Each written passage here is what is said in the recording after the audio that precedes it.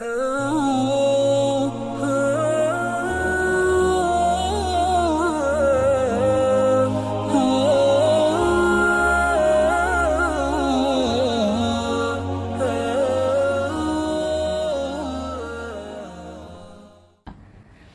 علیکم ورحمۃ اللہ وبرکاتہ.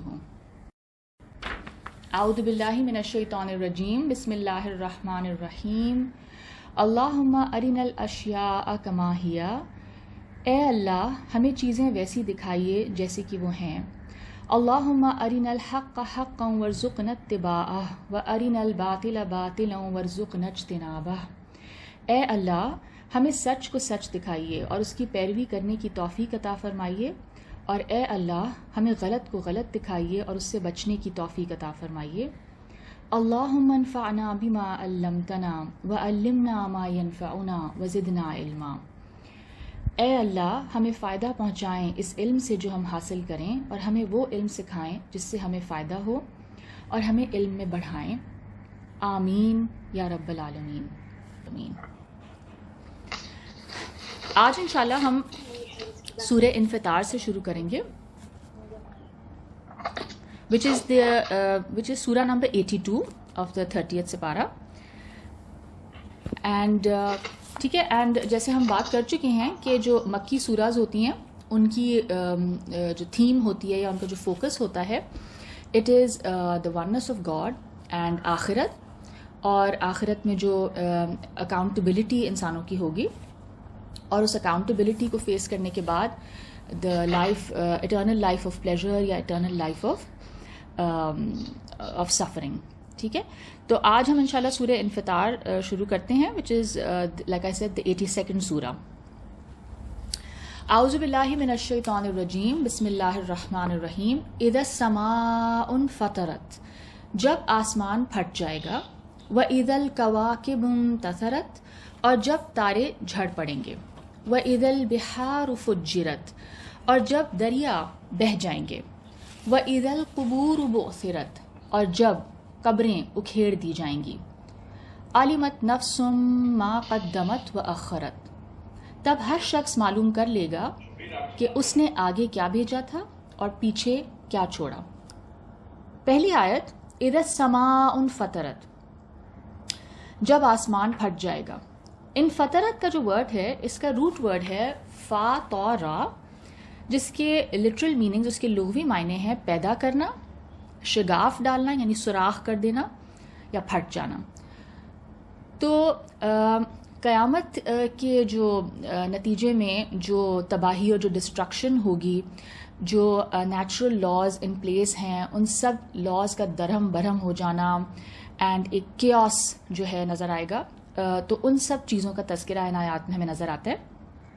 آسمان کے پھٹنے کے حوالے سے، آسمان میں سوراخ ہو جانا، یعنی یہ سب چیزیں لائک آئی سیڈ غیب کی آیات ہیں، یعنی آیات متشابہات ہیں. سو ایگزیکٹ میننگ سمجھنا ہمارے بس کی بات نہیں ہے، لیکن بہرحال یہ ایک بہت ایک مینٹل پکچر ذہن میں آتی ہے کہ اس دن جو ڈسٹرکشن ہوگی، جو تباہی ہوگی، وہ بہت ایک واسٹ اسکیل پہ ہوگی. وَإِذَا الْكَوَاكِبُ انتثرت، اور جب تارے یعنی جو ستارے ہیں وہ جھڑ پڑیں گے. انتثرت کا روٹ ورڈ ہے نون سارا، جس کا مطلب ہے پھیلا دینا، بکھیر دینا، منتشر کر دینا. یعنی جب ستارے بکھر جائیں گے، منتشر ہو جائیں گے، تو almost like we can imagine کہ اپنے آربٹس سے باہر آ جائیں گے. یعنی ابھی تو ہر سیلیسٹیل باڈی جو ہے وہ اپنے آربٹ میں ہوتی ہے اور وہ اس سے ذرا سا ادھر ادھر نہیں ہوتی. یعنی تو لیکن وہ اس دن ایسا لگے گا، اس دن ایسا محسوس ہو رہا ہے کہ ہر چیز اپنے جو فکسڈ آربٹ میں تھی، جو یعنی جو گریویٹیشنل پل ہے چیزوں کا، وہ سب چیزیں شاید ادھر ادھر ہو جائیں گی، یا وہ لاز جو ہیں وہ جیسے کہ ہٹ جائیں گے یا ٹوٹ جائیں گے. تو اس طرح ہم دیکھتے ہیں سورہ الفرقان وچ از سورہ نمبر 25، اس کی آیت نمبر 23 میں یہ جو ورڈ انتثرت ہے نا، جس کا مطلب ہم نے سمجھا کہ پھیلا دینا یا بکھر جانا، تو اسی روٹ ورڈ سے اس آیت میں استعمال ہوا ہے ایک ورڈ منصورہ، حبام منصورہ، یعنی کہ بکھری ہوئی خاک. تو میں اس آیت کا ٹرانسلیشن پڑھتی ہوں. اور جو انہوں نے عمل کیے ہوں گے ہم ان کی طرف متوجہ ہوں گے تو ان کو بکھری ہوئی خاک کر دیں گے. یعنی ان اعمال کو اللہ تعالیٰ قیامت کے دن کچھ اعمال کا ذکر ہے جن کو اللہ تعالیٰ بکھری ہوئی خاک کی طرح کر دیں گے, لائک اسکیٹرڈ ڈسٹ. تو اس دا سیم ورڈ انتصرت جو اسٹارز کے لیے یہاں یوز ہوا ہے. سورہ انسان وچ از سورہ نمبر 76, اس کی آیت number 19. And again I just read the translation. اور ان کے پاس لڑکے آتے جاتے ہوں گے جو ہمیشہ ایک ہی حالت پر رہیں گے. جب تم ان پر نگاہ ڈالو گے تو خیال کرو گے کہ بکھرے ہوئے موتی ہیں. اور یہاں پہ عربک کا جو ورڈ ہے لؤلؤم منثورا, یعنی موتی بکھرے ہوئے, لائک اسکیٹرڈ پرلز. تو again the word here is from the same root word نثرا, بکھیر دینا. ٹھیک ہے, تو وہ بکھر جانے کا جو مطلب ہے. اب آیت 3 سے پڑھتے ہیں سورہ انفطار. وَإِذَا الْبِحَارُ فُجِّرَتْ, اور جب دریا بہہ جائیں گے. فجرت کا روٹ ورڈ ہے فا جیم را, جس کے معنی ہے پھٹ جانا.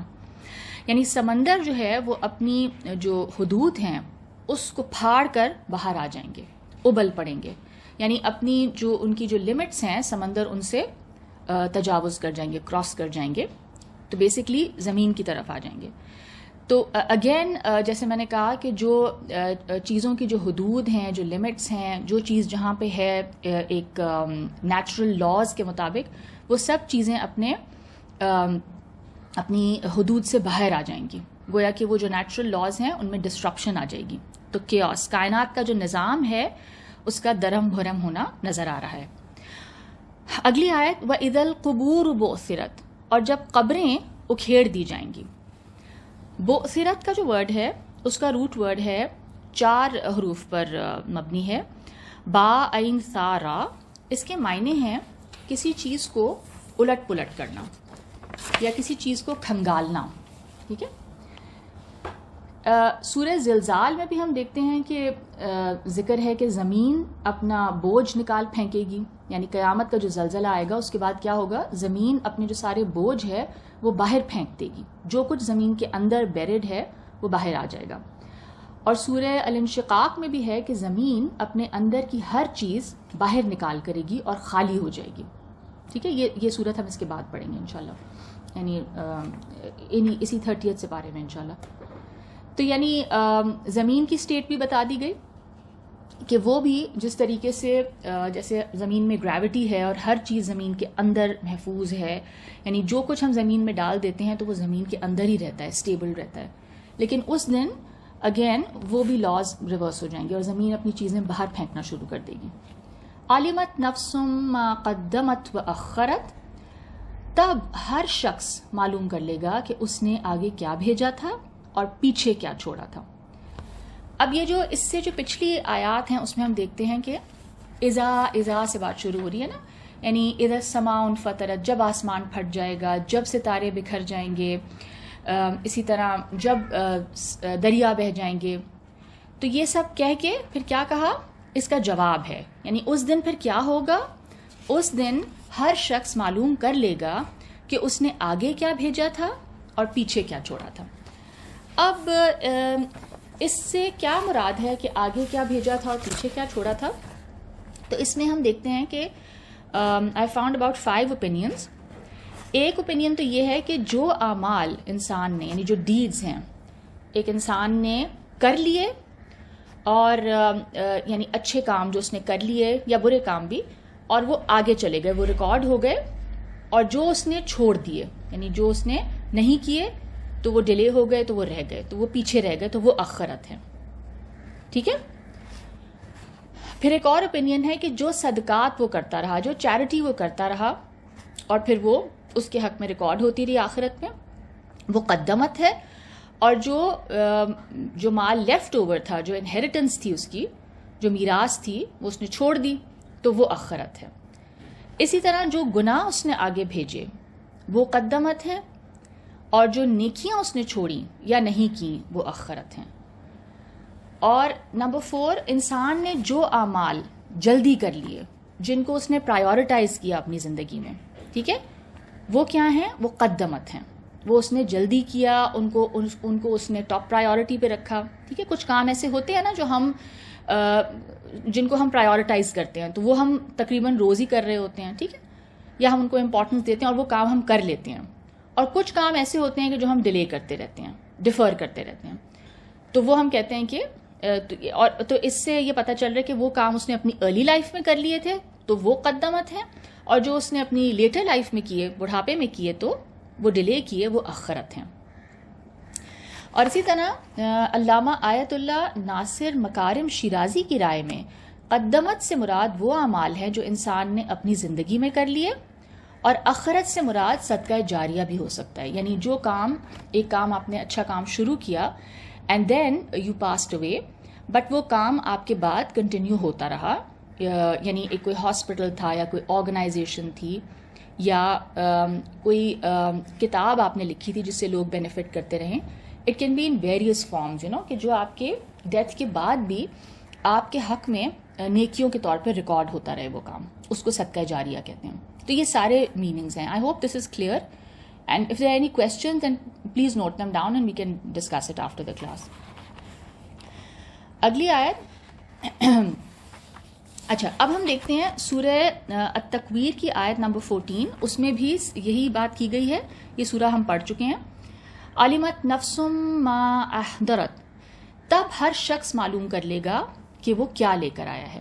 یعنی اعمال جو ہیں انسان کے وہ محفوظ ہوں گے، اور اس دن، یعنی وہ دن اس لیے قائم کیا جائے گا، یا وہ قیامت کا دن کس لیے لایا جائے گا کہ انسان جو ہیں اپنی ڈیڈز کے بارے میں فلی اویئر ہو جائیں گے، ان کو ان کی ڈیڈز کے بارے میں انفارم کر دیا جائے گا، اور پھر they will be held accountable for all that they did over here. اسی طرح سورہ حشر کی آیت نمبر 18، I'll read the translation. اے ایمان والو، خدا سے ڈرتے رہو، اور ہر شخص کو دیکھنا چاہیے کہ اس نے کل یعنی قیامت کے لیے کیا بھیجا ہے، اور خدا سے ڈرتے رہو، بے شک خدا تمہارے سب اعمال سے خبردار ہے. اور سورہ مریم اس کی آیت 39، اس میں بھی اللہ تعالیٰ فرماتے ہیں، اور ان کو حسرت کے دن سے ڈراؤ جب بات فیصل کر دی جائے گی. یعنی اس دن معاملات کا فیصلہ ہو جائے گا، اور وہ غفلت میں پڑے ہوئے ہیں اور ایمان نہیں لاتے. یعنی they're not at all cautious, they're not aware، یا وہ سوچ نہیں رہے اس دن کے بارے میں. تو اللہ تعالیٰ کہہ رہے ہیں کہ ان کو خبردار کر دو اس دن کے حوالے سے. اسی طرح سورہ الفجر which is سورہ نمبر 89، اس کی آیت 24، وہ شخص کہے گا کاش میں نے اپنی زندگی، یعنی اپنی اٹرنل زندگی، جاویدانی زندگی کے لیے کچھ آگے بھیجا ہوتا. اس دن وہ انسان ریگریٹ کرے گا بہت زیادہ کہ کاش میں نے اپنی اس اٹرنل زندگی کے لیے کچھ تو کر کے بھیجا ہوتا، کوئی تو اچھے کام کیے ہوتے. اور سورہ قیامہ اس کی آیت 13، اس دن انسان کو جو عمل اس نے آگے بھیجے اور پیچھے چھوڑے ہوں گے سب بتا دیے جائیں گے. ٹھیک ہے. تو اب ہم دیکھتے ہیں کہ یہاں تک قیامت کے دن جو ہونے والی ڈسٹرکشن ہے، تباہی جو ہے، اس کا ذکر ہے جو وائڈ اسپریڈ ہوگی، اور انسان کے اعمال کے سامنے آنے کا بھی بیان ہے. اس کے بعد ہم دیکھیں گے کہ جو اگلی 3 آیتیں ہیں اس میں انسان کی اپنی کریشن، اس کا جو اپنا وجود ہے اس کو بطور شہادت، اس کو ایز ایویڈنس پیش کیا ہے کہ جس اللہ تعالیٰ نے انسان کو پیدا کیا اور اس کو جسم اور ذہن کی نعمتوں سے نوازا ہے، اس خدا کی یہ جو صفت ہے تخلیق کی، جو کریٹ کرتا ہے، اور جو صفت اس کی ربوبیت کی ہے، یعنی جو پالتا ہے، تو ان صفات کی، ان ایٹریبیوٹس کی وجہ سے یعنی ایسا لگتا ہے، یا ان ایٹریبیوٹس کا یہ لازمی نتیجہ ہے کہ وہ خدا انصاف کا دن بھی لائے گا. کیونکہ جس خدا نے اتنے اہتمام سے انسان کو کریٹ کیا، اس کو پیدا کیا، اور پھر اس کو یعنی نرچر کیا، اس کی ساری جو نیڈز ہیں ان کو فلفل کیا، تو لازمی اس بات کا تقاضا ہے کہ اس انسان سے پوچھا جائے کہ اس نے ان نعمتوں کا استعمال کیسے کیا. امام رازی اپنی تفسیر مفاتیح الغیب میں لکھتے ہیں کہ گزشتہ آیات میں قیامت کے وقوع کا ذکر تھا کہ قیامت کا جو یعنی برپا ہونا. اور اب اگلی آیتوں میں قیامت کے وقوع اور اس کے امکان پر عقلی دلیل پیش کی جا رہی ہے، یعنی کہ ایک لاجیکل ایویڈنس دی جا رہی ہے اس حوالے سے. اور یہ جو دلیل ہے یہ دو طرح سے قائم ہوتی ہے. ایک تو یہ کہ جس ہستی کی کرم نوازیاں ہیں، یعنی اس کی جو بے شمار بلیسنگز اور نعمتیں ہیں، وہ نافرمانوں کے اوپر بھی ہیں، یعنی وہ برابر ہیں سب کے لیے، کوئی اس کو مانے یا نہ مانے، اللہ تعالیٰ برابر نواز رہے ہیں سب کو. تو کیا اس کی جو یہ بلیسنگز ہیں یا جو اس کی جو کرم نوازی ہے اس کا یہ تقاضا نہیں ہے کہ وہ ظالموں سے ظلم کا بدلہ لے؟ اینڈ نمبر 2، وہ اللہ جس نے انسان کو پیدا کر کے تمام اس کے جسمانی اور ذہنی صلاحیتوں سے اس کو نوازا ہے، اس کو یہ امیزنگ ایبلٹیز دی ہیں، اس کی حکمت کا تقاضا ہے کہ وہ انسان کو دوبارہ پیدا کرے اور اس کا حساب لے. یعنی وہ خدا اتنا کریٹیو اور اس قدر نرچر کرنے والی ہستی اور اس قدر وائز ہستی ہے، تو ایسا نہیں ہو سکتا کہ وہ انسانوں کو ایسے ہی چھوڑ دے. ٹھیک ہے، تو اس کی جو وزڈم ہے وہ یہ ڈیمانڈ کرتی ہے کہ وہ انسانوں سے حساب کتاب لے، ان کا حساب کرے، اور اچھوں کو ان کی اچھائی کا بھرپور بدلہ دے، اور جو لوگ ایول کمٹ کرتے ہیں ان کو اس ایول کی سزا دے. اب ہم دیکھتے ہیں آیت 6 to 8 پڑھتے ہیں. یا ایھا الانسان ما غرک بربک الکریم، اے انسان تجھ کو اپنے نہایت کریم پروردگار کے بارے میں کس چیز نے دھوکہ دیا؟ الذی خلقک فسواک فعدلک، وہی تو ہے جس نے تجھے بنایا اور ٹھیک کیا اور معتدل رکھا. فی ای صورت ما شاء رکبک، اور جس صورت میں چاہا تجھے جوڑ دیا. اب ہم یہ دیکھتے ہیں کہ آیت نمبر 6 میں جو ربک الکریم کا جو ورڈ ہے، رب کریم، یہ کریم کا لفظ جو ہے یہ اس وقت استعمال کیا جاتا ہے عربک لینگویج میں جب کسی کے بارے میں یہ بتانا مقصود ہوتا ہے کہ وہ تمام اعلیٰ صفات، نوبل ورچوز، نوبل کوالٹیز جو ہیں اس میں موجود ہوں. اور امام غزالی اس لفظ کریم کی تشریح میں لکھتے ہیں کہ کریم وہ ہے جو قدرت، طاقت ملنے پر معاف کرے، اور جب وعدہ کرے تو پورا کرے، اور جب دے تو اگلے کی امید سے بڑھ کر دے، اور دیتے ہوئے اس بات کی پرواہ نہ کرے کہ کس کو دے رہا ہے اور کتنا دے رہا ہے، اور جب کوئی ضرورت میں اس کو چھوڑ کر کسی اور کی طرف رجوع کرے تو وہ ناپسند کرے اس بات کو. تو یہ سب چیزیں اس کریم ورڈ میں جیسے یہ اس کو سم اپ کر دیتا ہے ان سارے نوبل ورچوز کو. اب یہ ایک سوال ہے اللہ تعالیٰ کا کہ تمہیں اے انسان، تمہیں اپنے نہایت کریم پروردگار کے بارے میں کس چیز نے دھوکہ دیا؟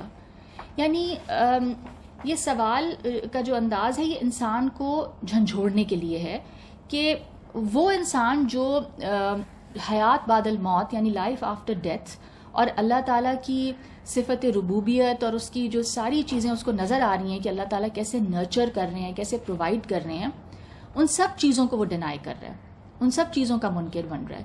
تو اس شخص کو جھنجھوڑا جا رہا ہے کہ تمہیں کس چیز نے اپنے اتنے جنرس، اتنے کریم، اتنے نوبل خدا کے بارے میں کس چیز نے تمہیں دھوکے میں ڈال دیا کہ جس خدا کی اتنی مہربانیاں اور اتنی اس کی نوازشات ہیں تم پر کہ تم اس خدا سے متعلق دھوکے کا شکار ہو گئے ہو. تو ایسی کیا چیز ہے جس نے تمہیں اس ذات یا ہستی سے کے متعلق دھوکے میں ڈال رکھا ہے؟ اگر انسان اپنے پریجڈسز سے، اپنے تعصبات سے بلند ہو کر اس خدا کے بارے میں تھوڑا سا غور و فکر کر لے، تھوڑا سا سوچ لے اس اللہ کے بارے میں کہ جس کی بے شمار بلیسنگز، بے انتہا کرم نوازیاں اس کے اوپر ہیں، اس کا یعنی اس کا وجود اس خدا کی وجہ سے ہے. We owe our life to him, we owe everything to him. تو جب ہم ان چیزوں پہ غور کر لیں تو ہم کبھی دھوکے میں نہ پڑیں اللہ کے بارے میں. تو جو انسان لیکن اپنی زندگی جو ہے وہ یعنی وہ اپنی لائف میں کوئی ریسٹرکشن نہیں چاہتا، کوئی قید نہیں چاہتا، اور وہ صرف اپنی انسٹنکٹیو ڈیزائرز کی فلفلمنٹ یعنی اپنی محض اپنی جبلتوں کو فلفل کرنے کے لیے جینا چاہتا ہے، تو وہ اپنے آپ کو پھر کیا کرتا ہے؟ اپنے آپ کو تھوڑا سا تسلی دے دیتا ہے، اپنے آپ کو ڈسیو کر لیتا ہے، دھوکے میں ڈال دیتا ہے، اور اپنے آپ کو اطمینان دلاتا ہے کہ نہ کوئی خدا ہے نہ روز جزا ہے، یعنی میں جیسے چاہوں میں جی لوں، کوئی ایسی بات نہیں ہے، I am not answerable to anyone. تو پھر ان آیات میں اسی انسان کو پھر اپنے وجود کی طرف متوجہ کیا گیا ہے کہ وہ اپنے وجود پر تھوڑا سا غور کر لے. ٹھیک ہے، تو اس پہ غور کر کے ہی اس کو کیا سمجھ آ جائے گی، اپنے رب کے بارے میں سمجھ آ جائے گا، اور وہ جس دھوکے کا شکار ہو رہا ہے رب کے بارے میں، وہ دھوکے سے نکل آئے گا. اور ہم یہ دیکھتے ہیں کہ قرآن پاک میں انسان کا جو وجود ہے اس کو اللہ تعالیٰ نے اور کئی جگہوں پہ ایویڈنس کے طور پہ پیش کیا ہے. ٹھیک ہے، اللہ تعالیٰ کی حکمت، اس کی کریٹیوٹی، اس کی پالنے کی صفت، ان سب چیزوں کے حوالے سے اللہ تعالیٰ نے انسان کی جو کریشن ہے اس کی طرف انسان کی اٹینشن ڈرا کی ہے کہ اپنے اس کریشن کے اوپر غور کر لو کہ تم کس طرح وجود میں آئے ہو، how you have been created. تو سورہ القیامہ کی آیت نمبر 14 میں آتا ہے، بلکہ انسان آپ اپنا گواہ ہے، یعنی انسان جانتا ہے کہ وہ کیا کر رہا ہے. اور یعنی اس آیت کے بعد پھر جو آیت آتی ہے اس میں آتا ہے کہ وہ اپنے ایکشنز کے حوالے سے جتنے بھی بہانے بنا لے، جتنے بھی ایکسکیوزز پریزنٹ کر لے، وہ جانتا ہے کہ وہ کیا کر رہا ہے. ٹھیک ہے، تو انسان جانتا ہے، اور وہ اس کے اندر جو ضمیر ہے وہ اس کو اس حوالے سے پنچ کرتا ہے. اسی طرح انسان کی جو کریشن ہے اس کے حوالے سے ہم دیکھتے ہیں سورہ مومنون کی آیت 12-16. I will just read the translation. تو اس سے بھی ہمیں اندازہ ہوگا کہ اللہ تعالیٰ نے انسان کی جو بگننگ ہے، بالکل اس کی جو تخلیق کی بالکل بگننگ ہے، وہاں سے بات شروع کی، اور اس کو انسان کو کہا کہ اپنی اس تخلیق پہ غور کرو. اور ہم نے انسان کو مٹی کے خلاصے سے پیدا کیا ہے، مٹی کے ایکسٹریکٹ سے پیدا کیا ہے، پھر اس کو ایک مضبوط جگہ میں نطفہ بنا کر رکھا ہے، پھر نطفے کو لوتھڑا بنایا، پھر لوتھڑے کی بوٹی بنائی، پھر بوٹی کی ہڈیاں بنائیں، پھر ہڈیوں پر گوشت پوست چڑھایا، پھر اس کو نئی صورت میں بنا دیا. تو خدا جو سب سے بہتر بنانے والا ہے بڑا ہی بابرکت ہے. پھر اس کے بعد تم مر جاتے ہو، پھر قیامت کے روز اٹھا کھڑے کیے جاؤ گے. یعنی یہ سارا جو پروسیس ہے تمہاری فرسٹ کریشن کا، جب تمہیں پہلی دفعہ تخلیق کیا جا رہا ہے، ٹھیک ہے، اس پہ اگر تم غور کر لو گے تو تمہیں سمجھ آ جائے گی کہ مرنے کے بعد بھی تم دوبارہ تخلیق کیے جاؤ گے اسی طرح. یعنی جو تمہاری فرسٹ کریشن ہے وہی اس سیکنڈ کریشن کے لیے کافی دلیل ہے. اس طرح ہم دیکھتے ہیں سورہ 3 کی آیت نمبر 4.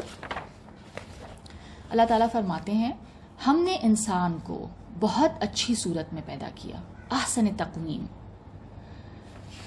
تو یہ جو سورہ انفطار کی آیات میں نے بھی پڑھی تھیں کہ اللہ تعالیٰ نے فرمایا سورہ انفطار کی آیت 7 میں کہ اللہ نے تجھے بنایا، جس نے تجھے بنایا اور ٹھیک کیا اور معتدل رکھا. ٹھیک ہے، یہ 3 ورڈز تھے عربک کے، خلقہ کا، سوا کا اور عدلک. یعنی انسان کی جو کریشن ہے اور اس کی جو جسمانی اور اس کی جو ذہنی صلاحیتیں ہیں، ان سب چیزوں کی طرف یہاں اشارہ ہے. ٹھیک ہے، کریٹ کیا، پھر تمہیں کیا کیا، تمہیں بہت پروپورشنٹ بنایا. ٹھیک ہے، ٹھیک بنایا، یعنی انسان کی فیس، اس کے فیچرز، اس کی body, it's very very proportionate.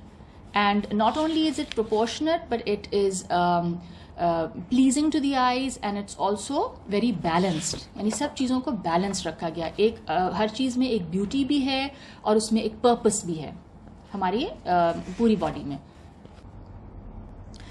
اور پھر اللہ تعالیٰ نے جو اس کے بعد آیت میں فرمایا کہ فی ای صورت ما شاء رکبک، جس صورت میں چاہا تجھے جوڑ دیا، یعنی جیسے چاہا بنا دیا، جس شکل میں چاہا اس نے تمہیں بنا دیا. تو یہاں پہ جو شاء کا جو ورڈ ہے نا کہ جیسے چاہا، تو اس کا مطلب یہ ہے کہ یعنی اللہ کے جو لاز ہیں نا ان کے مطابق اللہ تعالیٰ نے ان کے مطابق انسان کو پیدا کیا. یعنی جو بچے کی جو کریشن ہے that is subject to certain laws. یعنی جو ایک فیٹس ہوتا ہے وہ ایک ماں کے ووم میں کس طرح ڈیولپ ہوتا ہے، stage after stage after stage, تو that is all according to certain natural laws. ٹھیک ہے، تو اللہ تعالیٰ نے جو کہا نا کہ جیسے چاہا تمہیں بنایا، تو یعنی اللہ تعالیٰ نے کچھ قوانین بنائے اور ان قوانین کے مطابق وہ فیٹس مدر کے ووم میں گرو کرتا چلا جاتا ہے سٹیج آفٹر سٹیج. اور اسی بات کو ہم دیکھتے ہیں سورہ آل عمران میں بھی اللہ نے بیان کیا ہے. آیت نمبر 6, وہی تو ہے جو ماں کے پیٹ میں جیسی چاہتا ہے تمہاری صورتیں بناتا ہے, اس غالب حکمت والے کے سوا کوئی عبادت کے لائق نہیں. اب ہم دیکھتے ہیں اگلی آیت, آیت نمبر 9 سورہ انفطار. کلا بل تکذبون بالدین, ہرگز نہیں تم لوگ جزا کو جھٹلاتے ہو, یعنی تم بدلے کے دن کو جھٹلاتے ہو. بات اصل میں یہ ہے. اچھا, یہاں پہ جو دین کا جو لفظ ہے اس کی ایپلیکیشن قانون, مذہب اور بدلے ان تینوں پہ ہوتی ہے. تو بعض جو اسکالرز ہیں, مفسرین ہیں, ان کا خیال ہے کہ یہاں دین سے مراد اسلام ہے اور کچھ کے نزدیک اس سے قیامت مراد ہے. ٹھیک ہے, کہ جس دن ہر شخص کو اپنے کیے کا پورا بدلہ ملے گا. وَإِنَّ عَلَيْكُمْ لَحَافِظِينَ, حالانکہ تم پر نگہبان مقرر ہیں. ٹھیک ہے, تمہارے اوپر کچھ حفاظت کرنے والے یعنی تمہارے اعمال کو ریکارڈ کرنے والے کچھ موجود ہیں. کون ہیں وہ؟ کرامن کاتبین, عالی قدر لکھنے والے. یعلمون ما تفعلون, جو تم کرتے ہو وہ اسے جانتے ہیں. تو ان 3 آیتوں میں اللہ تعالیٰ نے انسانوں کے جو ایکشنز ہیں ان کو ریکارڈ کرنے کے حوالے سے جو ایک انتظام کیا ہے, جو ایک نظام بنایا ہے, اس کو اللہ تعالیٰ نے بیان کر دیا. اب وہ ایگزیکٹلی کیسا ہے, like I said we have no way to know. اور اس کے بارے میں ہم دیکھتے ہیں سورہ انعام کی آیت نمبر 61 میں اللہ تعالیٰ فرماتے ہیں, اور وہ اپنے بندوں پر غالب ہے اور تم پر نگہبان مقرر کیے رکھتا ہے, یہاں تک کہ جب تم میں سے کسی کی موت آتی ہے تو ہمارے فرشتے اس کی روح قبض کر لیتے ہیں اور وہ کسی طرح کی کوتاہی نہیں کرتے. اسی طرح سورہ قاف کی آیت نمبر 17 and 18, جب وہ کوئی کام کرتا ہے تو 2 لکھنے والے جو دائیں بائیں بیٹھے ہیں لکھ لیتے ہیں. کوئی بات اس کی زبان پر نہیں آتی مگر ایک نگہبان اس کے پاس تیار رہتا ہے. سورہ یاسین آیت نمبر 12, بے شک ہم مردوں کو زندہ کریں گے اور جو کچھ وہ آگے بھیج چکے اور جو ان کے نشان پیچھے رہ گئے ہیں ہم ان کو قلم بند کر لیتے ہیں, اور ہر چیز کو ہم نے کتاب روشن یعنی لوح محفوظ میں لکھ رکھا ہے. اسی طرح سورہ کہف کی آیت 49, اور کتاب کھول کر رکھ دی جائے گی تو تم گنہگاروں کو دیکھو گے جو کچھ اس میں ہوگا اس سے ڈر رہے ہوں گے اور کہیں گے ہائے شامت, یہ کیسی کتاب ہے کہ نہ چھوٹی بات کو چھوڑتی ہے نہ بڑی کو, مگر اسے لکھ رکھا ہے اور جو عمل کیے ہوں گے سب کو حاضر پائیں گے, اور تمہارا پروردگار کسی پر ظلم نہیں کرے گا. یعنی ان اعمال کو ریکارڈ کرنے کا جو سلسلہ ہے یا جو انتظام ہے وہ اسی لیے اتنا فول پروف رکھا گیا ہے کہ کسی کے اوپر کوئی ظلم نہ ہو. چھوٹے سے چھوٹا ایکشن جو کہ اچھا ہو سکتا ہے یا چھوٹے سے چھوٹا ایکشن جو کہ برا ہو سکتا ہے, ان سب ایکشنز کو ریکارڈ کیا جائے گا اور انسان کو اسی کے مطابق بدلا دیا جائے گا. If something goes unnoticed or something is not recorded, then that will be extremely unfair. ٹھیک ہے نا, کہ ایک انسان نے اگر بہت اچھا کام کیا ہے اور اس کی بہت اس حوالے سے اسٹرگل ہے, محنت ہے, اور اس کو وہ کام ریکارڈ نہ ہوا ہو اور اس کو اس کا بدلہ نہ ملے. کیونکہ دنیا میں تو اکثر ایسے ہو جاتا ہے کہ اچھے کام کوئی کرتا ہے اور یعنی نام کسی اور کا دے دیا جاتا ہے. ٹھیک ہے نا, کسی اور کو اس کا کریڈٹ مل جاتا ہے یا کوئی نوٹس ہی نہیں کرتا, پھر لوگ کہتے ہیں کہ نہیں تم نے تو کیا ہی نہیں یہ کام. تو آخرت میں جو کمپلیٹ جسٹس کیا جائے گا تو اس کے لیے یہ ریکارڈنگ کا نظام ہے, اعمال کو محفوظ کرنے کا نظام اللہ تعالیٰ نے کر رکھا ہے. اب آیت 13 سے پڑھتے ہیں, ان الابرار لفی نعیم, بے شک نیکوکار نعمتوں میں ہوں گے, وان الفجار لفی جہیم, اور بد کردار دوزخ میں. اچھا, اب یہاں پہ ہم دیکھتے ہیں کہ جیسے قرآن کا انداز ہے کہ 2 گروہوں کا ذکر ہے, 2 گروپس کا ذکر ہے, اور یہ گروپس کس بیسس پہ بنائے جائیں گے؟ یہ انسانوں کے اعمال کی بنیاد پر بنائے جائیں گے. جو پہلا گروہ ہے اس کو ابرار کہا گیا. ابرار کا جو لفظ ہے یہ با را سے بنا ہے اور اس کے لغوی معنی ہیں کشادگی، وسعت، واسٹنس. ٹھیک ہے، اور اس کی ایپلیکیشن، اس کا اطلاق ان نیکیوں پر ہوتا ہے جن کے اثرات خود نیکی کرنے والے کی ذات کے ساتھ ساتھ دوسروں پر بھی مرتب ہوتے ہیں. ٹھیک ہے، تو ابرار کون ہیں؟ ایک وسیع پیمانے پہ نیکیاں کرنے والے، یعنی ان کی جو نیکیاں تھیں ان کا اثر دوسرے لوگوں پہ بھی ہوتا تھا. اور ہم یہ دیکھتے ہیں کہ قرآن میں یہ جو روٹ ورڈ ہے با را، اس سے 32 الفاظ آئے ہیں، 32 الفاظ آئے ہیں. ہم ایک دو آیتیں دیکھ لیتے ہیں جن میں یہ جو لفظ بر ہے اس کو ایکسپلین کیا گیا. اور بر کا کیا مطلب ہے؟ نیکی. تو اللہ تعالیٰ نے کچھ مقامات پہ قرآن پاک میں ذکر کیا ہے کہ نیکی کیا ہے اللہ کے نزدیک. یعنی یہ جو ابرار ہیں، یہ جو نیکیاں کر کے جنت میں پہنچے، تو یہ ایسے کون سے ایکشنز تھے جن کے کرنے سے اللہ تعالیٰ نے ان کو کہا کہ یہ ابرار ہیں، یہ نیک ہیں اور اب یہ جنت میں جائیں گے. تو سب سے پہلے ہم دیکھ لیتے ہیں سورہ البقرہ، اس کی آیت نمبر 177، اور اس کو آیت بر بھی کہا جاتا ہے. ٹھیک ہے، یعنی یہ شروع ہو رہی ہے لیس البر، یعنی نیکی یہ نہیں ہے. ٹھیک ہے، تو یہ بر کا ورڈ یہاں آ رہا ہے کہ نیکی یہ نہیں ہے. نیکی یہی نہیں ہے کہ تم مشرق یا مغرب کو کی طرف منہ کر لو، بلکہ نیکی یہ ہے. اچھا، اس کا بیک گراؤنڈ اس آیت کا یہ ہے کہ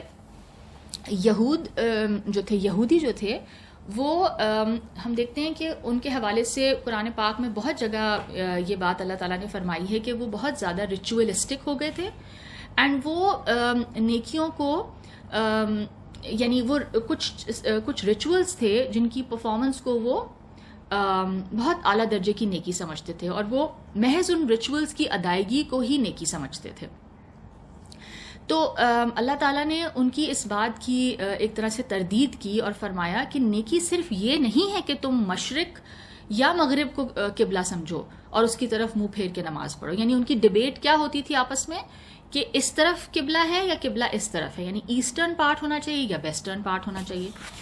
تو اللہ تعالیٰ فرما رہے ہیں کہ بلکہ نیکی یہ ہے کہ لوگ خدا پر اور روز آخرت پر اور فرشتوں پر اور کتاب پر اور پیغمبروں پر ایمان لائیں، اور مال باوجود اس کو عزیز رکھنے کے رشتہ داروں اور یتیموں اور محتاجوں اور مسافروں اور مانگنے والوں کو دیں، اور گردنوں کے چھڑانے میں خرچ کریں، اور نماز پڑھیں اور زکوٰۃ دیں، اور جب عہد کر لیں، جب وعدہ کر لیں تو اس کو پورا کریں، اور سختی اور تکلیف میں اور جنگ کے وقت ثابت قدم رہیں. یہی لوگ ہیں جو سچے ہیں اور یہی ہیں جو ڈرنے والے ہیں. یعنی اللہ تعالیٰ نے بتا دیا کہ نیکی اصل میں ہے کیا. یعنی نیکی محض یہ نہیں ہے کہ تم نے اس طرف منہ کیا یا اس طرف منہ کیا، یا نماز اس طرح یعنی ہاتھ یہاں باندھے یا یہاں رکھے، یا اس وقت تم نے یعنی کوئی بھی چیز، کوئی بھی نیکی، کوئی بھی ریچول، ٹھیک ہے، اس کی پرفارمنس کے حوالے سے جو ہم پیٹی ڈیٹیلز میں جا کے اور ہم انہی کو اصل نیکی سمجھ لیتے ہیں. تو اللہ تعالیٰ کہہ رہے ہیں کہ نہیں، اصل نیکی کیا ہے؟ ایمان لانا. اور ایمان جو ہے ہمارے دین کی فاؤنڈیشن ہے. ایمان بالغیب، سب سے پہلے تو ایک خدا پہ ایمان لانا، روز آخرت پہ. ٹھیک ہے، یہاں سے جو بلیف سسٹم ہے ہمارا، وہاں سے بات شروع ہوگی. اور پھر اللہ تعالیٰ کا جو نظام ہے پورا فرشتوں کا، پھر اللہ کی جو کتابیں اللہ نے بھیجیں، اور پھر جو سارے پیغمبر ہیں ان سب پہ ایمان لانا کہ ایک سسٹم ہے. تو یہ جو ہمارا بلیف سسٹم ہے، ٹھیک ہے، اس میں ان سب چیزوں پہ ایمان لانا یہ نیکی کی فاؤنڈیشن ہے. اور پھر ساتھ ہی ساتھ اس کے فوراً بعد کیا فرمایا؟ نماز سے بھی پہلے، نماز اور زکوٰۃ سے بھی پہلے کیا فرمایا کہ جو مال ہے، جو کہ تمہیں بلاوڈ ہے، جو تمہارا مال ہے، جو تمہارے ایسٹس ہیں، جو تمہیں پیارے ہیں، ان کو عزیز رکھنے کے باوجود، یعنی despite the fact that you love your wealth, ٹھیک ہے، اس کو تم نے اسپینڈ کرنا ہے. ٹھیک ہے، خرچ کرنا ہے کس پر؟ رشتہ داروں پر. سب سے پہلے چیریٹی بگنز ایٹ ہوم، سب سے پہلے اپنے رشتہ داروں پر، پھر وہ سرکل بڑھتا جائے گا، پھر یتیموں پر، محتاجوں پر، مسافروں پر، مانگنے والوں پر. کوئی پھنسا ہوا ہے، گردنوں چھڑانے کے حوالے سے تو یہ یہاں پہ جو بات ہو رہی ہے کہ سلیوز کو آزاد کرنا. آج تو سلیوز نہیں ہے، لیکن ہم دیکھتے ہیں کہ سلیوری کی فارم بدل گئی ہے شاید. لوگ اس کیپٹلسٹ سسٹم میں لوگ بہت ایکسپلائٹ ہوتے ہیں، ٹھیک ہے، لوگ قرضوں میں دب جاتے ہیں. تو یہ ہم اس سینس میں اس کو لے سکتے ہیں کہ گردن کسی کی پھنسی ہوئی ہے قرضے میں تو اس کو آزاد کرا دینا. اور اس کے بعد یہ سب مینشن کر کے پھر کیا کہا، پھر نماز اور پھر زکوٰۃ، اور پھر کیا کہا، جب وعدہ کرو تو اس کو پورا کرو، اور سختی اور تکلیف میں اور جنگ کے وقت ثابت قدم رہنا. اس وقت انسان کا ثابت قدم رہنا اور اس کا یعنی صبر کرنا، اسٹیڈ فاسٹ رہنا، پازیٹیو رہنا. تو اللہ تعالیٰ کہہ رہے ہیں یہ ہیں وہ سچے لوگ. تو یہ ہیں وہ نیکیاں جو اللہ تعالیٰ کو ہم سے مطلوب ہیں. یہ ہے وہ اصل نیکی. اللہ تعالیٰ نے نیکی کی اصلیت بتا دی. اسی طرح ہم دیکھتے ہیں سورہ آل عمران، اس کی آیت نمبر 92. اللہ تعالیٰ فرماتے ہیں جب تک تم ان چیزوں میں سے جو تمہیں عزیز ہیں اللہ کی راہ میں خرچ نہ کرو گے کبھی نیکی حاصل نہ کر سکو گے، اور جو چیز تم صرف کرو گے خدا اس کو جانتا ہے. یعنی وہ چیز نہیں جو دل سے اتر گئی، جو پرانی ہو گئی، جو بوسیدہ ہو گئی، بس وہ اللہ کی راہ میں دے دی. اللہ تعالیٰ کہہ رہے ہیں تم نیک اس وقت تک نہیں ہو سکتے جب تک تم اپنی پسند کی چیز دے دو. تم نمازی ہو سکتے ہو، تم بہت روزے دار ہو سکتے ہو، تم مفسر ہو سکتے ہو، تم عالم ہو سکتے ہو، محدث ہو سکتے ہو، لیکن نیک بہرحال تم نہیں ہوگے. یعنی نیکی کا کرائیٹیرین رکھ دیا. نیکی کا کرائیٹیرین کیا ہے؟ اپنی پسند کی چیز اللہ کی راہ میں دینا، وہ چیز جو تمہیں پسند ہے. اور اسی حوالے سے اتنی کاؤنٹلیس احادیث ہیں کہ اپنے یعنی جو چیز اپنے لیے پسند کرتے ہو وہ دوسرے کے لیے بھی پسند کرو. ٹھیک ہے. اب اگلی آیت جو ہم نے پڑھی تھی، یعنی ابرار کے بعد جو آیت پڑھی تھی کہ ابرار جنت میں جائیں گے، پھر اللہ تعالیٰ فرماتے ہیں وَإِنَّ الْفُجَّارَ لَفِي جَحِيمٍ، اور بد کردار فجار دوزخ میں جائیں گے. فجار کا روٹ ورڈ ہے فا جیم را. اس کے لغوی معنی ہے پھاڑنا یا پھٹنا. یہاں پر لفظ فجار ابرار کے مقابلے پر استعمال ہوا ہے. ٹھیک ہے. ابرار جو جن کا ہم نے پڑھا تھا کہ جو نیکوکار ہیں. اور پھر ہم نے پڑھا کہ جو لسٹ ہم نے پڑھی نیکیوں کی، جو بر کی لسٹ ہم نے پڑھی سورہ بقرہ کی آیت 177، جسے میں نے ایکسپلین بھی کیا. تو ہم یہ دیکھتے ہیں کہ یہ سارے کام کرنے کے لیے کیا کرنا پڑتا ہے انسان کو، یعنی ان سب نیکیوں کو کرنا اور پھر ان پہ قائم رہنا، اسٹیڈ فاسٹ رہنا. ان سب کاموں کے لیے کیا ضرورت ہے؟ ان سب کے لیے انسان کو اپنے نفس کے اوپر کچھ پابندیاں لگانی پڑتی ہیں. ٹھیک ہے. You have to discipline yourself, اور آپ کو اپنے آپ سے وہ کام کروانے پڑتے ہیں. یعنی آپ کا دل نہیں بھی چاہ رہا، یعنی ظاہر ہے اگر کوئی چیز آپ کو بہت پسند ہے you will not want to part with it. تو وہ کرنے کے لیے پھر کیا ریکوائرڈ ہے؟ اس کو کرنے کے لیے پھر اپنے اوپر کچھ پابندی لگانی پڑے گی. لیکن جو شخص اپنے آپ کو ان پابندیوں سے آزاد رکھنا چاہتا ہے، ٹھیک ہے، اور وہ اپنی ڈیزائرز کو فالو کرنا چاہتا ہے ہر معاملے میں، تو ایسا شخص پھر فاجر کہلائے گا.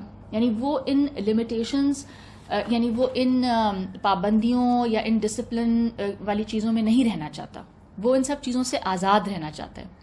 تو یہ شخص پھر کیسا ہوگا؟ یہ ان حدود کو پھاڑ رہا ہے، تو یہ پھر فاجر ہے. لفظ فجار جو ہے ہم دیکھتے ہیں یہ اور کچھ آیتوں میں بھی اللہ تعالیٰ نے استعمال کیا ہے. سورہ صاد کی آیت نمبر 28 میں اللہ تعالیٰ فرماتے ہیں جو لوگ ایمان لائے اور عمل نیک کرتے رہے کیا ان کو ہم ان کی طرح کر دیں گے جو ملک میں فساد کرتے ہیں، یا پرہیزگاروں کو بدکاروں کی طرح کر دیں گے؟ یعنی ان دونوں کا انجام سیم ہو جائے گا. How is that fair? ٹھیک ہے. یہ جو ورڈ ہے نا فجار، یہ استعمال ہوا ہے. اسی طرح یہاں پہ متقین کے اپوزٹ، یعنی جو اللہ سے ڈرتے رہے، جو اللہ کی بتائی ہوئی حدود کو یعنی اپنے اوپر لاگو کرتے رہے، انہوں نے اپنے آپ کو ڈسپلن کیا، تو ان کا انجام، ان متقیوں کا انجام ان فجار کی طرح ہوگا. ٹھیک ہے. تو اب اگلی آیت نمبر 15، یسلونہا یوم الدین، جزا کے دن اس میں داخل ہوں گے. یعنی یہ بد کردار اور یہ ابرار کہ جو ذکر ہو رہا تھا، یہ جو بد کردار لوگ ہیں جو دوزخ میں ہوں گے، تو اللہ تعالیٰ کہہ رہے ہیں کس دن دوزخ میں داخل ہوں گے؟ بدلے کے دن، جزا کے دن. وما ہم عنہا بغائبین، اور اس سے چھپ نہیں سکیں گے. وما ادراک ما یوم الدین، اور تمہیں کیا معلوم کہ جزا کا دن کیسا ہے. ٹھیک ہے، یہ انداز ہے قرآن کا انسان کو جھنجھوڑنے کے لیے، انسان کو ایک چیز کی طرف متوجہ کرانے کے لیے. ثم ما ادراک ما یوم الدین، پھر تمہیں کیا معلوم کہ جزا کا دن کیسا ہے. یوم لا تملک نفس لنفس شیئا والامر یومئذ للہ، جس روز کوئی کسی کا بھلا نہ کر سکے گا اور حکم اس روز خدا ہی کا ہوگا. یہ سوال کا 2 دفعہ آنا، یعنی یہ اس دن کی جو اہمیت ہے اور اس کی جو عظمت ہے، ٹھیک ہے، اس دن کی ایکسٹریم امپورٹنس، اس کو بیان کرنے کے لیے ہے. اور اس دن بتایا جا رہا ہے کہ کوئی انسان کسی دوسرے انسان کے ذرہ برابر بھی کام نہیں آئے گا اور تمام معاملات اللہ کے ہاتھ میں ہوں گے. یعنی کسی کے پاس کوئی پاور یا کوئی اتھارٹی نہیں رہے گی. اور یہاں ہم دنیا میں دیکھتے ہیں کہ انسانوں کو ڈفرینٹ کیپیسٹیز میں، یعنی کسی میں زیادہ طاقت ہے، کسی میں کم اتھارٹی ہے، لیکن ہر انسان کو کہیں نہ کہیں کچھ لوگوں کے اوپر اتھارٹی دی گئی ہے. لیکن اس دن جو کیفیت ہوگی وہ یہ ہے کہ ہر انسان سے اس کا اقتدار چھن جائے گا. یعنی کسی کے ہاتھ میں کوئی طاقت نہیں ہوگی، اس حد تک کہ جیسے ہم نے سورہ نبا میں پڑھا کہ انسان بول بھی نہیں سکے گا جب تک اس کو اجازت نہ دی جائے. تو اس روز کوئی انسان کسی دوسرے انسان کی مدد نہیں کر سکے گا، بالکل ہیلپ لیس. ساری فریڈم آف چوائس، ساری پاور انسان سے لے لی جائے گی. تو اس آیت میں ہم یہ دیکھتے ہیں کہ ان سب لوگوں کے عقیدے کی تردید ہے، رد ہے، جو یہ سمجھتے تھے کہ اگر کوئی دن آ گیا جس میں ہمیں دوبارہ پیدا کر دیا جائے، ہمیں دوبارہ اٹھایا جائے، تو ہمارے معبود ہمارے کام آ جائیں گے. یعنی جو ہمارے شریک معبود ہیں، ایک بڑے اللہ کو تو وہ سب مانتے تھے، وہ مانتے تھے کہ وہ سب سے بڑا معبود ہے، کریٹر ہے، پالنے والا ہے، پیدا بھی وہی کرتا ہے، موت بھی وہی دیتا ہے، لیکن اس کے ساتھ وہ شریک کرتے تھے. تو ان کا کہنا یہ تھا، یا ان کا عقیدہ یہ تھا کہ وہ معبود، کیونکہ ہم ان کا خیال رکھتے ہیں، ہم ان کو مانتے ہیں، ان کے نام پہ چڑھاوے چڑھاتے ہیں، تو وہ ہمیں قیامت کے دن اللہ سے بچا لیں گے، یعنی اللہ کی سزا سے ہمیں بچا لیں گے. اور دوسرا وہ یہ سمجھتے تھے کہ خدا کو کوئی رشوت دے دی جائے گی، یا پھر ہم سفارش کروا لیں گے اور ہم اپنے آپ کو بچا لیں گے اس عذاب سے. تو اس عقیدے کی مکمل تردید ہے کہ اس دن ہر انسان ہیلپ لیس ہوگا. ریالٹی تو یہ ہے کہ نہ کوئی سفارش چلے گی، نہ کوئی رشوت چلے گی، ٹھیک ہے، نہ کوئی کانٹیکٹس کام آئیں گے. کیا کام آئے گا؟ صرف انسان کے اپنے اچھے اعمال کام آئیں گے اس دن، بس دیٹس اٹ. اور جو اس نے کیا ہوگا اسی حساب سے اس کو بدلہ مل جائے گا. تو اس حوالے سے ہم دیکھتے ہیں سورہ البقرہ کی آیت 254. اس میں اللہ تعالیٰ فرماتے ہیں، میں ترجمہ کر رہی ہوں، اے ایمان والو، جو مال ہم نے تم کو دیا ہے اس میں سے اس دن کے آنے سے پہلے خرچ کر لو جس میں نہ سودا ہوگا اور نہ دوستی اور سفارش ہو سکے گی، اور کفر کرنے والے لوگ ظالم ہیں. اسی طرح سورہ زخرف سورہ نمبر 43 اس کی آیت نمبر 86، اور جن کو یہ لوگ خدا کے سوا پکارتے ہیں وہ سفارش کا کچھ اختیار نہیں رکھتے. ان کی کوئی اللہ کی طرف کوئی ایسی رسائی ہے ہی نہیں، ان کو سفارش کا کوئی اختیار ہے ہی نہیں، وہ تو خود ہیلپ لیس ہیں. ہاں، جو علم و یقین کے ساتھ حق کی گواہی دیں، جو سچی بات کرے گا اس کی بات سنی جائے گی، جس کی بات بالکل سچ پہ مبنی ہوگی اس کی بات اللہ تعالیٰ سننا چاہیں گے. اسی طرح سورہ بقرہ کی آیت نمبر 48 اللہ تعالیٰ فرماتے ہیں، اور اس دن سے ڈرو جب کوئی کسی کے کچھ کام نہ آئے گا، اور نہ کسی کی سفارش منظور کی جائے گی، اور نہ کسی سے کسی طرح کا بدلہ قبول کیا جائے گا، اور نہ لوگ کسی اور طرح مدد حاصل کر سکیں گے. یعنی عدلن کا جو ورڈ ہے یہاں پہ اس آیت میں، یعنی کہ بدلہ، یعنی اپنے بدلے انسان کسی اور کو آفر کر دے کہ اللہ تعالیٰ مجھے چھوڑ دیں، میرے بدلے اس شخص کو لے لیں، مجھے سزا نہ دیں. ٹھیک ہے. اور کچھ آیات میں تو یہاں تک آتا ہے کہ انسان کہے گا کہ یعنی میری اولاد کو لے لے، اللہ تعالیٰ میری اولاد کو لے لے میرے بدلے، کیونکہ وہ جو سزا کا جو فیئر ہوگا اور اس کی جو ہولناکی ہوگی، اس سے بچنے کے لیے انسان کیا چاہے گا کہ کوئی بھی اس کے بدلے میں لے لیا جائے، لیکن اس دن ایسا نہیں ہوگا. ٹھیک ہے، تو اللہ تعالیٰ نے جو یہ نظام رکھا ہے یہ اس قدر یعنی جسٹس پہ بیسڈ ہے کہ جو انسان جو عمل کرے گا اس کو اس کا بدلہ ضرور دیا جائے گا، اور وہ اسی شخص کو دیا جائے گا، اور اس کے بدلے میں کسی اور شخص کو سفر نہیں کرنا پڑے گا. جیسے میں نے پہلے ذکر کیا کہ اس دنیا میں ایسا بہت ہوتا ہے کہ محنت کوئی کرتا ہے، سم ٹائمز کوئی بہت محنت سے کوئی چیز لکھتا ہے اور اس کا وہ سارا کانٹینٹ چوری ہو جاتا ہے، پلیجرزم جو ہوتا ہے آج کل، اور وہ اس کا سارا کریڈٹ لے لیتا ہے اور اس کی بیسس پہ اس کو بہت سکسیس بھی مل جاتی ہے. تو کہنے کا مطلب ہے کہ اس دنیا میں چونکہ یہ امتحان کی دنیا ہے تو یہاں پہ وہ پرفیکٹ جسٹس ہمیں نہیں ملتا، لیکن آخرت کے دن جس دن اللہ تعالیٰ ہم سب کو دوبارہ پیدا کریں گے، اس دن دوبارہ زندہ کرنے کا مقصد ہی یہی ہوگا کہ ہر انسان اپنے تمام اعمال کو محفوظ پائے گا، ہر چھوٹے سے چھوٹا بڑے سے بڑا عمل ریکارڈڈ ہوگا، اور پھر اس کو ان اعمال کے مطابق اس کو بدلہ دیا جائے گا، اس کی جواب دہی ہوگی. ٹھیک ہے، ان نعمتوں کے حوالے سے اس کی جواب دہی ہوگی اور پھر اس کو اس کے اعمال کے مطابق بدلہ دیا جائے گا. تو اگلی سورہ ہے سورہ مطففین، which is سورہ نمبر 83. یہ بھی مکی سورہ ہے. ہم دیکھتے ہیں کہ سورہ انفطار کے آخر میں کیا کہا گیا کہ قیامت کے دن ہم نے ابھی پڑھا لوگ دو گروہوں میں تقسیم ہو جائیں گے. ایک میں نے جیسے کہا کہ اللہ تعالیٰ فرماتے ہیں فجار ہوں گے جو کہ حدود کو پھاڑ دیں گے، کراس کر دیں گے اور اپنی خواہش نفس کی پیروی کرنا چاہیں گے. وہ کوئی ڈسپلن کسی ریسٹرکشن کے پابند نہیں ہونا چاہیں گے. اور دوسرا گروپ ابرار جو بر کرتے تھے، یعنی وسیع پیمانے پہ نیکیاں کرتے تھے، ان کی نیکیوں کا اثر دوسروں پہ جاتا تھا. اور آیت بر میں ہم نے یہ دیکھ لیا کہ نیکی کیا ہے، اللہ تعالیٰ نے بتا دیا کہ نیکی کیا ہے.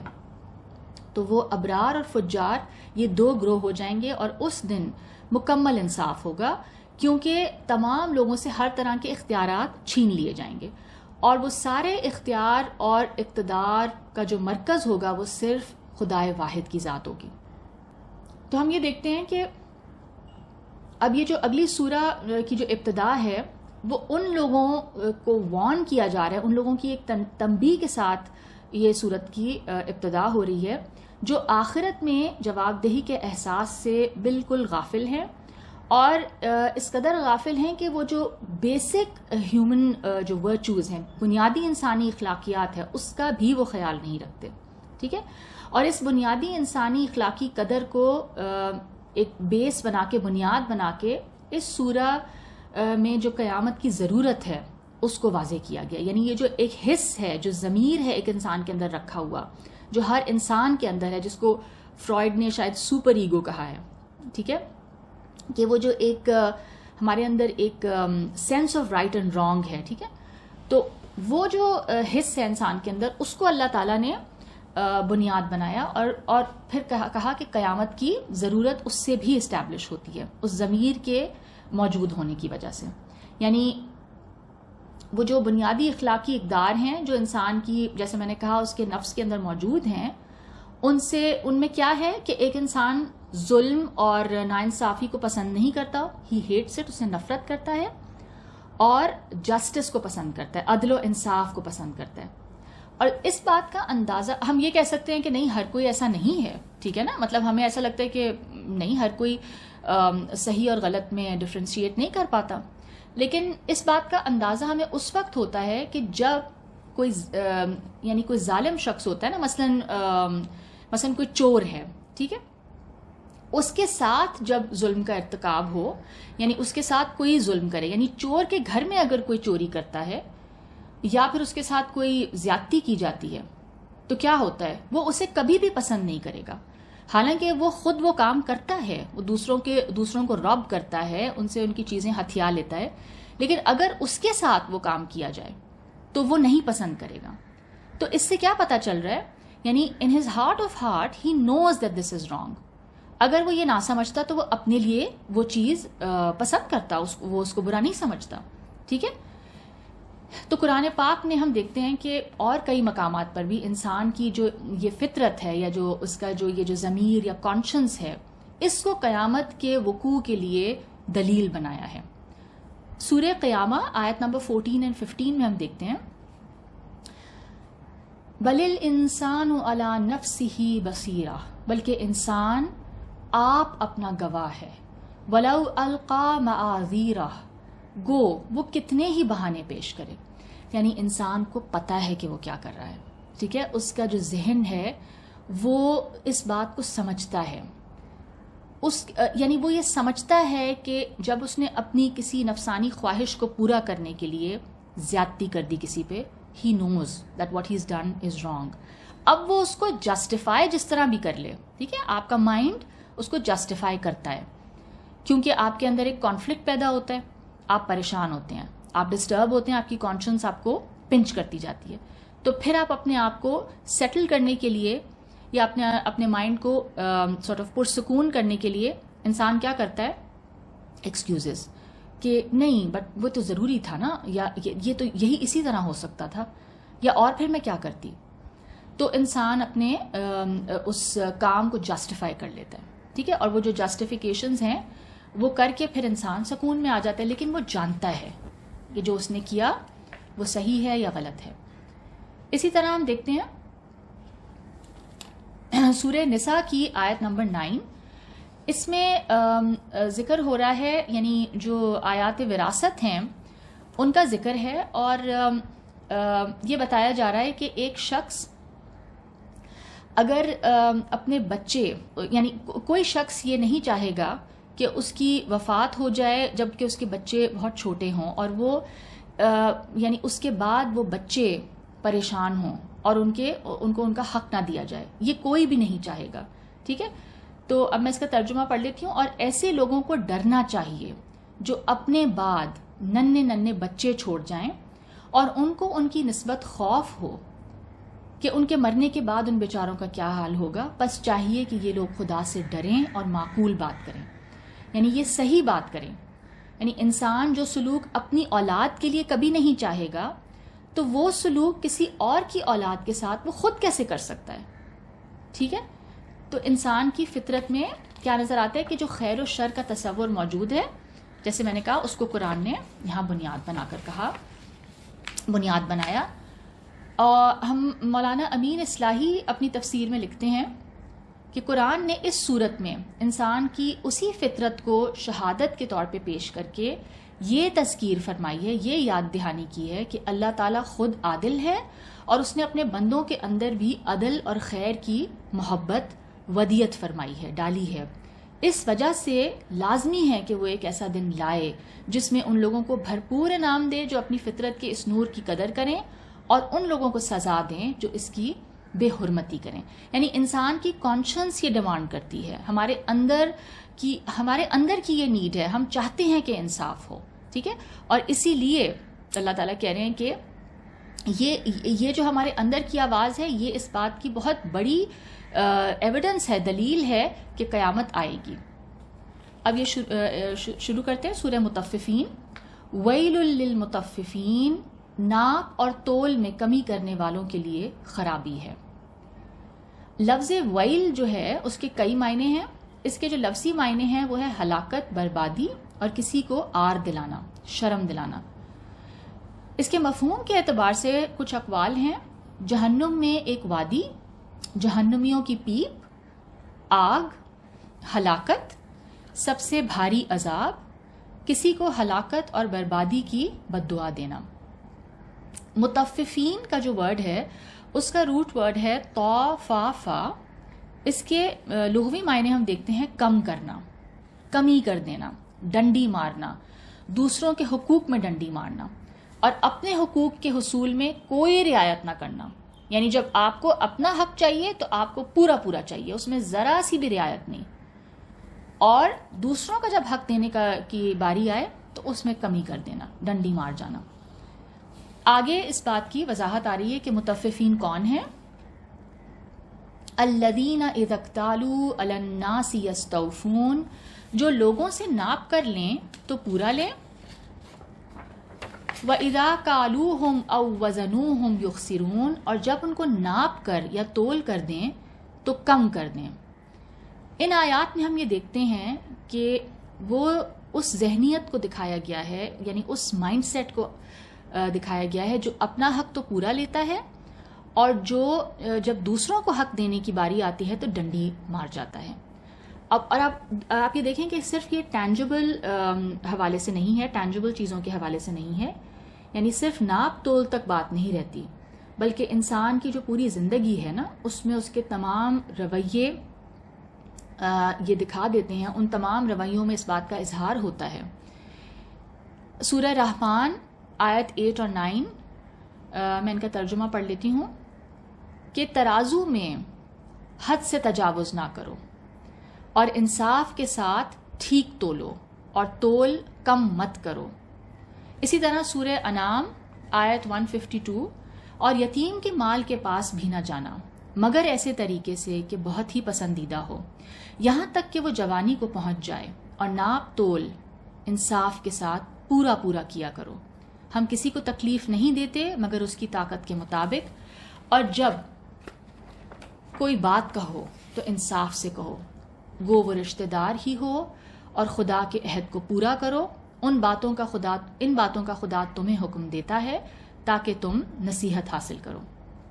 اسی طرح سورہ الشعراء کی آیت 181 to 183، پیمانہ پورا بھرا کرو اور نقصان نہ کیا کرو، اور ترازو سیدھی رکھ کر تولا کرو، اور لوگوں کو ان کی چیزیں کم نہ دیا کرو، اور ملک میں فساد نہ کرتے پھرو۔ ناپ تول میں کمی نہ کرنے کے حوالے سے ہم دیکھتے ہیں کہ کسی بھی رشتے یا ریلیشن شپ میں دونوں جو پارٹیز ہیں نا، یعنی جو دونوں فریق ہیں، ان کو خیال رکھنا ہوگا۔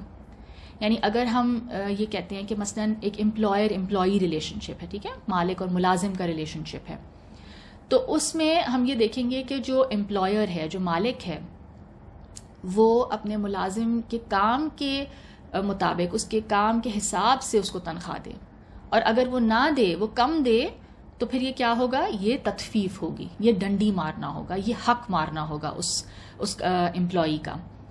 اور سملرلی ملازم جو امپلائی ہے وہ کام پورا نہ کرے، ٹھیک ہے، یا بس محض آورز پورے کر دے اور کام نہ پورا کرے لیکن تنخواہ پوری لے لے، تو یہ بھی کیا ہوگا؟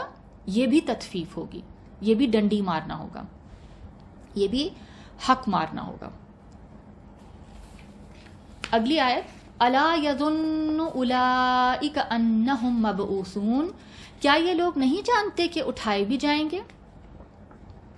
لیوم عظیم، ایک بڑے دن میں، یوم یقوم الناس لرب العالمین، جس دن لوگ رب العالمین کے سامنے کھڑے ہوں گے۔ ہم یہ دیکھتے ہیں کہ ان آیات سے، جیسے میں نے کہا نا کہ اور دیگر آیات سے بھی، اور بھی کچھ آیات ہیں، ان سے کیا بات سامنے آ رہی ہے کہ قرآن پاک نے ان لوگوں کو جو بنیادی انسانی اخلاقیات، یعنی بیسک ہیومن ورچوز بھی نہیں ہیں ان کے اندر، ان کو کیا کہا ہے؟ منکرین قیامت میں شمار کیا ہے۔ یہ بہت بڑی بات ہے، ٹھیک ہے۔ ایک ہی غلطی کر رہے تھے نا کہ ناپ تول میں تھوڑی سی کمی بیشی، ٹھیک ہے، تو لیکن کیا کہہ دیا کہ یہ لوگ گویا کہ جانتے ہی نہیں ہیں، یہ گمان نہیں کرتے، یہ نہیں جانتے کہ یہ اٹھائے جائیں گے، یہ نہیں مانتے اس بات کو، کیونکہ اگر یہ مانتے تو یہ جو بیسک ایک انسان کے اندر جو بیسک اخلاق ہے، یعنی جو ایک بیسک ہیومن ورچو ہے، تو یہ ان کے اندر ہونا چاہیے تھا، یہ اس حق ادا کرنے کے معاملے میں ڈنڈی نہ مارتے۔ اگرچہ ان کو، حالانکہ چاہے وہ کہنے کو بلیورز ہوں، ان کا دعویٰ ہو کہ ہم آخرت کو مانتے ہیں، لیکن ان کا یہ جو عمل ہے، اس سے کیا پتہ چل رہا ہے؟ اس سے یہ لگ رہا ہے کہ ان کا آخرت پہ کوئی ایمان نہیں ہے۔ اور اسی طرح اس سلسلے میں اگر ہم سورہ ماؤن کو دیکھ لیں، اور میں صرف ترجمہ اس کا پڑھتی ہوں تو اس سے ہمیں اور یہ بات اچھی طرح سمجھ میں آئے گی۔ سورہ ماؤن وچ از سورہ نمبر 107، ٹھیک ہے، میں اس کا ترجمہ پڑھ رہی ہوں۔ بھلا تم نے اس شخص کو دیکھا جو جزا کو جھٹلاتا ہے، یعنی جو بدلے کے دن کو جھٹلاتا ہے؟ یہ وہی ہے جو یتیم کو دھکے دیتا ہے اور فقیر کو کھانا کھلانے کے لیے ترغیب نہیں دیتا۔ تو ایسے نمازیوں کی خرابی ہے. اور یہاں وہی ورڈ ویل کا ورڈ یوز ہوا ہے, فویل للمصلین, یعنی وہ شخص نماز پڑھتا ہے لیکن ایسے نمازی کی خرابی ہے جو نماز کی طرف سے غافل رہتے ہیں. یعنی نماز تو پڑھ رہا ہے لیکن نماز کی جو روح ہے, نماز کا جو مقصد ہے, اس سے وہ غافل ہے. وہ نماز اس کے لیے کچھ بھی نہیں کر رہی, کیونکہ وہ اس یتیم بے سہارا بچے کو دھکا دے رہا ہے. اور کیا کرتا ہے یہ شخص؟ جو ریاکاری کرتے ہیں. اور کیا کرتا ہے؟ برتنے کی چیزیں, یعنی عام استعمال کی چیزیں عاریتن بھی نہیں دیتے, یعنی لینڈ بھی نہیں کرنا چاہتے. چھوٹی سے چھوٹی چیز کسی کو ضرورت ہے, وہ اس کو لینڈ بھی نہیں کرنا چاہ رہا, اس کو عاریتن بھی نہیں دیتا. یعنی اس سے یہ پتہ چل رہا ہے کہ بظاہر ایک شخص نمازی ہے, لیکن اگر وہ اس کا جو عمل ہے, یعنی اس کا جو ایک بے سہارا, ایک ایسے شخص کے ساتھ اس کا جو رویہ ہے, یعنی ایک ایسا شخص جو اس کے سامنے کوئی قدرت نہیں رکھتا, اس کی کوئی بیک نہیں ہے, اور وہ اس شخص کو دھکا دے رہا ہے, اس کو رسوا کر رہا ہے, ٹھیک ہے, تو اس اللہ تعالیٰ کیا فرما رہے ہیں کہ ایسے نمازی کی تباہی ہے. تو اس سے ہمیں کیا پتہ چل رہا ہے کہ یہ جو بیسک انسان کا جو اخلاق ہے, جو بیسک ہیومن ورچوز ہوتے ہیں, اگر وہ نہیں ہے تو وہ شخص نمازی ہو, روزے دار ہو, وہ جتنے بھی یعنی عبادات انجام دے رہا ہو, اس شخص کے لیے اللہ تعالیٰ کہہ رہے ہیں کہ وہ کیا ہے, وہ روز جزا کو جھٹلانے والا ہے. کیونکہ اس کا عمل جو ایک شخص کے ساتھ ہے وہ کیسا ہے, اس کی وہ تذلیل کر رہا ہے. یعنی جس شخص سے آپ کو ان ریٹرن کچھ نہیں مل سکتا, ٹھیک ہے, اب اس کے ساتھ آپ کا معاملہ جو ہے وہ کیا بتائے گا, وہ آپ کا آخرت کے حوالے سے آپ کا عقیدہ ظاہر کر دے گا, ٹھیک ہے. تو اس حوالے سے ہم سب کو اپنے آپ پہ غور کرنا چاہیے, اپنے رویے کو دیکھنا چاہیے, انٹروسپیکشن کرنی چاہیے, اینڈ اگر ہمیں کوئی کمی نظر آتی ہے تو ہمیں اپنی اصلاح کرنی چاہیے. کیونکہ پھر جیسے ہم نے اس صورت میں بہت کلیئرلی پڑھ لیا, اللہ نہ کرے کہ ہم نمازیں اور ہم سب چیزوں کا اہتمام کر رہے ہیں, ہم عبادات کے حوالے سے کیفل ہیں, لیکن اگر وہ بیسک اخلاق میں ہمارے اندر کمی موجود ہے یا ہم کسی کا حق مار رہے ہیں, تو پھر اللہ تعالیٰ کی نظر میں ایسا انسان منکرین قیامت کی فہرست میں آ جاتا ہے, ٹھیک ہے. تو آج اس کو یہیں تک رکھتے ہیں, پھر انشاءاللہ اگلی کلاس سے پھر ہم آیت 7 آنورڈز سورہ مطففین کو دیکھ لیں گے, انشاءاللہ مکمل کر لیں گے. ربنا تقبل منا انک انت السمیع العلیم وتب علینا انک انت التواب الرحیم. سبحانک اللہم وبحمدک نشہد ان لا الہ الا انت نستغفرک ونتوب الیک. آمین.